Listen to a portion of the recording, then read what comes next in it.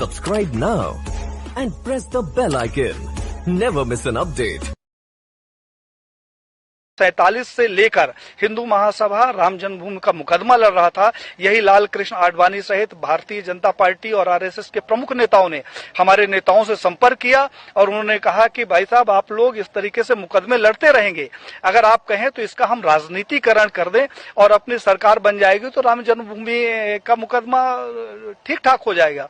और साहब, हम लोग साइलेंट हो गए, अपनी छाती में इनको बैठाकर पूरे भारत में रथ यात्रा निकाली और उस रथ यात्रा से इकट्ठा हुए 1400 करोड़ रुपए ये लोग डकार गए, जिसका आज हिसाब नहीं है। तो 1400 करोड़ रुपया ये खा गए।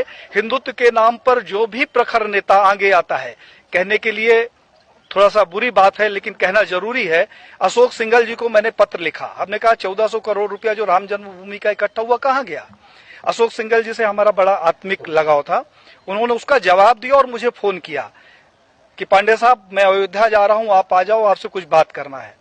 मैं जब अयोध्या गया तो एक गले में वो पीला टॉवल रखते थे, उन्होंने जो शिला रखी हुई थी उसकी धूल झाड़नी शुरू कर दी। हमने कहा कि ये क्या कर रहे हो। बोला, पांडे जी, मेरा अंतिम सपना है कि किसी तरीके से मेरे जिंदा रहते ही ये मंदिर का निर्माण हो जाए। साहब, उन्होंने हमारी उनकी काफी गंभीर चर्चा हुई। उन्होंने कहा, पांडे जी, अभी नहीं तो कभी नहीं।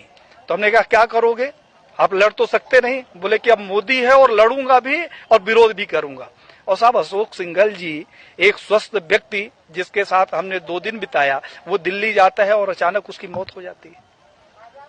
प्रवीण भाई तोगड़िया, जिसके पास जेड कैटेगरी की सुरक्षा हो, जो पेशाब करने बाथरूम में जाता है तो पहले बाथरूम चेक होता है और वो रोड के किनारे लावारिस पड़ा मिले, उसकी सिक्योरिटी का पता नहीं और उसका पता नहीं।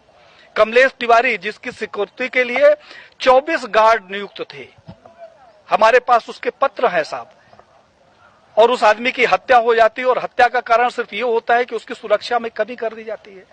तो बीजेपी के समय में मैंने ये देखा कि जितने हिंदूवादी प्रखर नेता हुए हैं उनकी एक एक करके हत्या कर दी गई। अभी 2 तारीख को हमारे पास लखनऊ से फोन आया, हिंडोला थाना कोई पड़ता है, उन्होंने कहा हिंडोला थाना से बोल रहा हूं पांडे साहब, गृह मंत्रालय से